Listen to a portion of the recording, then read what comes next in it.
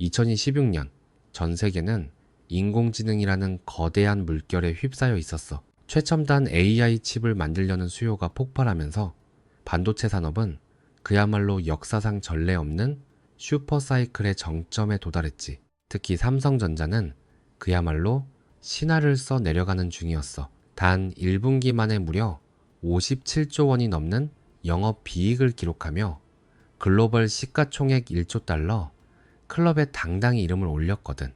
이건 전 세계 경제 뉴스 헤드라인을 장식하며 마치 영원히 꺼지지 않을 불꽃처럼 빛나는 듯 보였어. 모두가 이 위대한 기업의 승승장구에 환호했고 대한민국 경제의 든든한 버팀목이라며 찬사를 아끼지 않았지. 하지만 닉, 나는 그 화려한 숫자의 이면에 숨겨진 싸늘한 균열을 감지하고 있었어. 거대한 빙산의 일각처럼 표면 아래에서는 보이지 않는 폭풍이 서서히 응축되고 있었던 거야.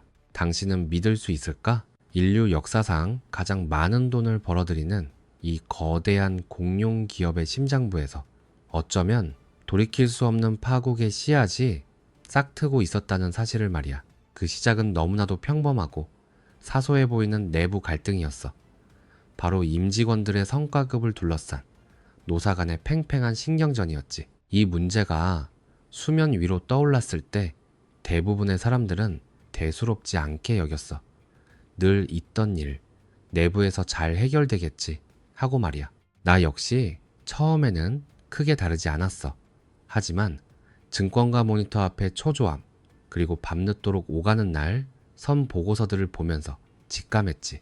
이건 단순한 임금 협상이 아니라는 걸 말이야. 거대한 자본의 흐름이 한쪽으로 쏠리면서 그 과정에서 소외된 이들의 목소리가 한계점을 넘어 폭발 직전까지 이른 것이었어. 핵심 쟁점은 영업이익의 무려 15%를 성과급 재원으로 고정하라는 노조의 요구였어. 2026년 삼성전자의 연간 영업이익이 300조 원을 넘을 거란 전망이 지배적이던 상황이었거든. 이 요구가 현실화되면 무려 45조 원에 달하는 돈이 성과급으로 나간다는 계산이 나와. 여러분, 45조 원이라는 금액이 얼마나 엄청난 돈인지 가늠이 될까? 이건 삼성전자가 한 해 동안 주주들에게 뿌리는 배당금 총액의 4배가 넘고 미래를 위한 RD 투자액을 훌쩍 뛰어넘는 액수였어. 노조는 강경했어. 그들은 이렇게 외쳤지. 사상 최대 이익에 걸맞은 정당한 배분을 요구한다. 그리고 이들의 뒤에는 경쟁사인 SK하이닉스의 사례가 불씨를 지피고 있었어. SK하이닉스가 영업이익의 일부를 직원들과 과감하게 공유하는 모델을 정착시키면서 삼성전자 내부 구성원들의 보상 심리는 활활 타오르는 불길처럼 번졌던 거야. 급기야 2016년 4월 삼성전자 초기업 노동조합은 서울 서초사옥 앞에서 과반 노조 지위를 선언하며 기자회견을 열었어. 그리고 세상에 충격적인 발표를 했지. 만약 자신들의 요구가 관철되지 않으면 무려 18일간의 총파업에 돌입하겠다는 거야. 18일, 이 숫자는 단순한 파업 기간이 아니었어. 그들이 함께 제시한 30조 원 손실로는 마치 마른 하늘의 날벼락처럼 전 세계를 경악시켰지. 처음엔 그저 협상용 엄포로 치부하는 분위기였어. 삼성 같은 초우량 기업이 설마 파업을 하겠어? 어떻게든 해결될 거야 라는 안일한 낙관론이 지배적이었지. 하지만 냉철한 전문가들의 분석은 달랐어. 그들은 현재 상황을 힉스 패러독스라는 개념으로 설명했어. 마치 두 사람이 동시에 눈을 깜빡이지 않고 버티는 싸움과 같다는 거야. 양쪽 모두 싸움이 끝나면 다치고 손해본다는 걸 너무나 잘 알고 있지만 상대방이 먼저 물러설 것이라고 착각하며 파국으로 치닫는 비합리적인 상황을 말하는 거지. 삼성전자 이사회 의장조차 노사 모두가 기반을 잃게 될 것이라며 우려를 표명할 정도였으니까. 증권가에서는 미묘한 이상 징후들이 포착되기 시작했어. 노조의 파업 예고 직후 외국인 투자자들은 마치 눈치라도 챈 듯 약 700억 원에 달하는 삼성전자 주식을 순매도하기 시작했어. 글로벌 투자은행 시티그룹은 파업으로 인한 성과급 충당금과 비용 증가를 이유로 삼성전자의 목표 주가를 32만 원에서 30만 원으로 하향 조정하는 충격적인 보고서를 내놓았지. 1. 400억 원에 달하는 기관 투자자들의 순매도 물량까지 쏟아지면서 주가는 알 수 없는 하방 압력에 시달렸어. 아직 대다수 국내 증권사들은 이를 단기 노이즈 정도로 평가하며 메모리 슈퍼사이클의 강력한 흐름이 이 모든 불안감을 잠재울 거라 낙관하고 있었어. 하지만 닉, 내가 본 것은 단순한 노이즈가 아니었어. 마치 거대한 해일이 오기 전 바닷물이 잠시 뒤로 빠지는 현상처럼 이 모든 것은 평화로워 보이는 시장에 들이온 파국의 전조였어. 문제는 노조가 주장한 30조 원 손실이라는 숫자가 단순한 엄포가 아니라는 점이었어. 이 숫자의 배후에는 반도체 제조 공정의 섬뜩한 기술적 특수성이 자리 잡고 있었지. 반도체 팹은 한 번 가동하면 365일 24시간, 단 한순간도 멈추지 않고 돌아가야 하는 정밀한 장치 산업이야. 만약 18일간 멈춘다면 어떻게 될까? 팹의 가동이 중단되면 그 안에 있던 수많은 웨이퍼, 즉 반도체 원재료들은 미세 공정의 특성상 온도, 습도, 화학가스의 균형이 깨지면서 모조리 폐기되어야 하는 웨이퍼 스크랩, 리스크가 발생해. 게다가 한 번 멈춘 반도체 공장을 다시 돌리는 건 단순히 스위치를 켜는 것과는 완전히 다른 문제였어. 클린룸의 완벽한 항온항습 환경을 다시 구축하고 수천 단계에 달하는 정밀 설비들의 캘리브레이션을 처음부터 다시 시작해야 했지. 수율, 그러니까 불량 없이 정상 제품을 만들어내는 비율을 원래 궤도로 끌어올리는 데까지는 통상 파업 기간의 2배에 달하는 시간이 소요된다는 게 전문가들의 분석이었어. 즉, 18일간의 파업은 실제 생산 현장에서 36일 이상의 공백을 야기한다는 뜻이었지. 여기에 수율 저하와 불량 발생 비용까지 더하면 30조 원이라는 노조의 손실 전망은 결코 과장된 숫자가 아니었어. 오히려 현실이 될지도 모르는 섬뜩한 시나리오였던 거야. 이 모든 불길한 징조가 켜켜이 쌓여가면서 전 세계 반도체 시장의 긴장감은 극에 달하고 있었어. 거대한 폭풍이 몰아치기 직전의 고요함, 그게 바로 2016년 봄 삼성전자를 둘러싼 모든 것을 지배하는 분위기였어. 다음 시간에는 과연 이 폭풍이 어떤 모습으로 대한민국과 글로벌 경제를 집어삼키게 될지 그 파국의 서막을 본격적으로 파헤쳐 볼 거야. 2016년 봄 삼성전자의 총파업 선언 이후 시간은 마치 폭풍 전의 해수면처럼 고요했지만 그 깊은 곳에서는 거대한 소용돌이가 꿈틀대고 있었어. 대중들은 여전히 설마 하는 마음으로 사태를 지켜보고 있었지. 대한민국 경제의 심장인 삼성인데 알아서 잘 해결될 거야. 정부가 가만히 있지 않을 텐데 같은 막연한 희망이 팽배했어. 하지만 닉, 내가 매일 아침 출근길에 마주한 강남 테헤란로의 분위기는 달랐어. 재계 고위 관계자들의 얼굴에는 깊은 수심이 드리워져 있었고 그들의 목소리에는 초조함이 묻어나왔지. 모두가 알고 있었던 거야. 이 사태는 단순한 노사 갈등을 넘어 대한민국 경제의 근간을 흔들 수 있는 미증유의 위기로 번질 수 있다는 걸 말이야. 결국 양측은 희망의 불씨를 되살리기 위해 협상 테이블에 다시 마주 앉았어. 새벽까지 이어지는 마라톤 회의, 오가는 날 선 공방 속에서 중재자들은 어떻게든 접점을 찾으려 했었어. 하지만 노조는 영업이익 15%라는 원칙을 단 한치도 양보하지 않았지. 그들은 자신들의 요구가 단순한 임금 인상이 아니라 수십 년간 기업 성장의 주역이었던 직원들에 대한 정당한 보상, 그리고 미래의 삼성에 대한 투자라는 명분을 내세웠어. 그들의 목소리에는 회사의 폭발적인 성과 속에서 오히려 상대적 박탈감을 느껴왔던 지난 세월의 분노가 서려 있었어. 반면 사측은 노조의 요구가 회사의 재무 건전성을 심각하게 위협하고 미래 투자 여력을 잠식할 수 있다며 맞섰어. 특히 사실 보조 원이라는 막대한 금액이 한 해의 성과급으로 지출될 경우 글로벌 경쟁사들과의 격차를 벌리기 위한 천문학적인 R&D 비용과 시설 투자 계획에 치명적인 타격을 입을 수 있다는 주장이었지. 이 팽팽한 대치는 마치 두 거인이 서로를 향해 돌진하는 형국과 같았어. 양쪽 모두 파국을 원하지 않는다는 것을 너무나 잘 알고 있었지만 먼저 칼을 내려놓는 순간 패배를 인정하는 것이라고 착각하며 서로에게 더 깊은 상처를 낼 수밖에 없는 비극적인 싸움이었던 거지. 증권가의 한 애널리스트는 이 상황을 가리켜 누구도 이기지 못하는 게임, 모두가 패자가 되는 전쟁이라며 절규했어. 협상은 벼랑 끝에서 몇 차례나 기적처럼 재개되는 듯 했지만 결렬 소식만이 반복해서 들려왔어. 언론은 매일 협상 극적 타결, 임박이라는 오보와 협상 결렬, 파국 초입기라는 비보를 동시에 쏟아내며 혼란을 가중시켰지.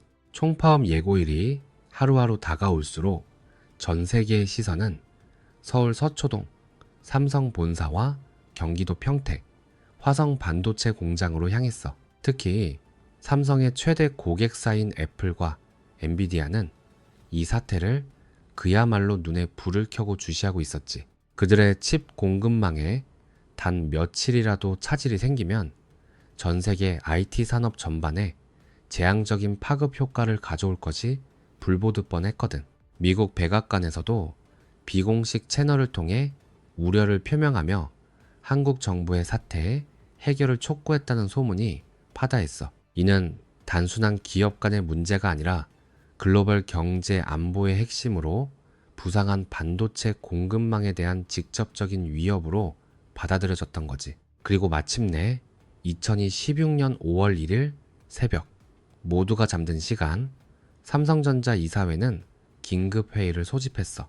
회의장은 쥐죽은 듯 고요했지만 공기는 묵직한 절망으로 가득 차 있었지. 그들은 모든 가능성을 검토했지만 노조의 요구와 사측의 입장은 평행선을 달렸고 더 이상 돌이킬 수 없는 지점에 도달했음을 확인해야만 했어. 새벽 4시 이사회 의장의 싸늘한 한숨과 함께 총파업을 막기 위한 마지막 시도가 결국 실패로 돌아갔다는 비보가 전해졌어. 그 순간 거대한 폭풍의 눈은 마침내 대한민국을 향해 움직이기 시작했어. 5월 2일 대한민국 경제사에 다시 기록될 그날이 밝았지. 아침 출근길 항상 북적거리던 삼성전자 사업장 앞은 기이할 정도로 한산했어. 평소 같으면 수많은 임직원들의 차량과 발걸음으로 활력이 넘쳐야 할 곳에 그날은 검은색 조끼를 입은 노조원들이 피켓을 든 채 조용히 서 있을 뿐이었어. 공장 내부의 거대한 반도체 팹은 365일 24시간 단 한순간도 멈춘 적이 없던 심장이 이제 강제적으로 멈춰야 하는 비극을 맞이했지. 수십조 원에 달하는 최첨단 장비들은 더 이상 미세한 회로를 새기지 못했고 그 안에서 생산 중이던 수많은 웨이퍼들은 운명을 달리한 채 폐기 수순을 기다리고 있었어. 바로 그 순간이었어. 전 세계 IT 기업들의 생산 라인에 빨간불이 켜지기 시작한 건 말이야. 삼성전자로부터 핵심 칩을 공급받던 스마트폰, 서버, 인공지능, 디바이스 제조사들은 일제히 비상체제에 돌입했지. 당장 재고로 버틸 수 있는 시간은 길어야 2주 남짓. 18일간의 파업은 이들에게 단순한 공급 차질이 아닌 생산 중단이라는 직격탄을 의미했어. 뉴욕 증시에서는 삼성전자 주가가 장 시작과 동시에 폭락했고 한국 코스피 지수 역시 마치 도미노처럼 무너지기 시작했어. 단기 노이즈라며 낙관하던 국내 증권사들의 보고서는 한순간에 휴지 조각이 되었지. 파국의 서막이 마침내 현실이 된 순간이었어. 닉, 우리는 이 사태를 단순한 노사 갈등으로만 치부할 수 없었어. 이건 지난 수십 년간 고속 성장만을 추구해온 한국 경제의 그림자가 한꺼번에 분출된 것이나 다름없었어. 거대한 성공의 이면에 가려져 있던 분배의 문제, 그리고 임직원들의 자부심과 박탈감이 뒤섞여 만들어낸 어쩌면 필연적인 결과였던 거지. 다음 시간에는 이 멈춰버린 심장이 전 세계에 어떤 연쇄 반응을 일으키고 삼성이라는 거함이 과연 이 폭풍을 헤쳐나갈 수 있을지 그 처절한 생존기를 파고 들어볼 거야. 2016년 5월 2일, 그날 이후 세상은 이전과 같지 않았어. 뉴욕 증시가 마치 해일에 휩쓸린 도시처럼 폐허로 변해갈 때 한국의 코스피는 이미 바닥을 알 수 없는 나락으로 추락하고 있었지. 삼성전자 주가는 단 하루 만에 기업 가치 수십조 원이 증발하며 한때 한국 경제의 든든한 버팀목이었던 그 거대한 이름에 먹구름을 드리웠어. 개인 투자자들의 계좌는 피 같은 돈을 잃고 붉은색으로 물들었고 몇몇 투자자는 절망적인 비명을 내지르며 삶의 터전마저 잃었어. 삼성의 파업이 18일간 지속되면서 전 세계 IT 공급망은 그야말로 마비 상태에 빠졌어.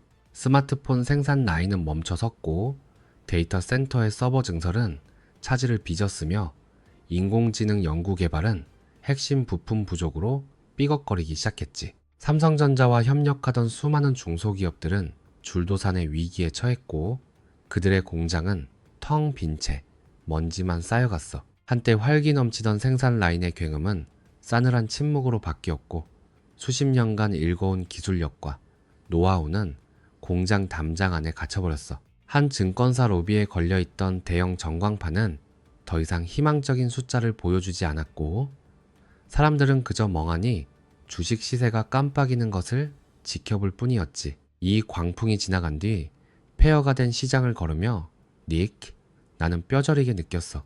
거대한 성공의 신화 뒤에는 그만큼 취약한 그림자가 드리워져 있다는 것을 말이야. 한 기업의 노사 갈등이 전 세계 경제 시스템을 뒤흔들 수 있다는 냉혹한 현실은 우리가 그동안 얼마나 안이하게 경제를 바라보고 있었는지 일깨워 주었지. 설마라는 안일한 믿음은 현실이라는 거대한 파도 앞에 속수무책으로 무너졌어. 모두가 승리를 외치던 시절, 보이지 않던 곳에서 쌓여가던 불만과 해묵은, 갈등은 결국 스스로를 파괴하는 부메랑이 되어 돌아왔던 거야.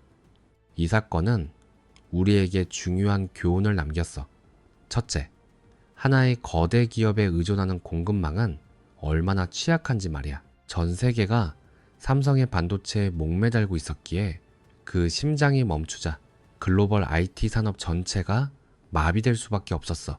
기업들은 생산 기지를 다변화하고 특정 국가나 기업에 대한 의존도를 낮추는 전략을 필사적으로 모색하게 되었지. 둘째, 기업의 지속 가능한 성장을 위해서는 단순히 이윤 추구를 넘어 내부의 목소리에 귀 기울이고 공정한 분배를 고민해야 한다는 점이야. 노동자들의 정당한 요구를 외면하고 오직 숫자로만 기업을 평가했을 때 그 균열은 결국 모두를 파멸로 이끄는 거대한 구덩이가 될 수 있다는 걸 똑똑히 보여줬어. 인간의 욕망과 시장의 원리가 충돌했을 때 그 파장은 상상 이상으로 거대하다는 것을 말이야. 마지막으로 우리 개개인의 자산은 거대한 시장의 흐름 속에서 얼마나 작은 존재인지를 깨닫게 해줬어. 이번만은 다를 거야. 나만은 예외일 거야. 라는 막연한 희망은 차가운 시장의 심판 앞에 여지없이 꺾이고 말았지. 시장은 결코 공짜 점심을 허락하지 않아. 단 하나의 거대한 축이 흔들렸을 뿐인데도 우리의 삶과 자산에 얼마나 치명적인 영향을 미칠 수 있는지, 이 2026년 삼성전자 파업 사태는 우리에게 잊을 수 없는 경고를 던졌어. 그렇다면 이 파국의 잔해 속에서 우리는 과연 어떤 길을 찾아야 할까? 우리의 자산은, 우리가 믿고 의지하던 기업과 경제 시스템은 이 거대한 파도 속에서 정말 안전한 걸까?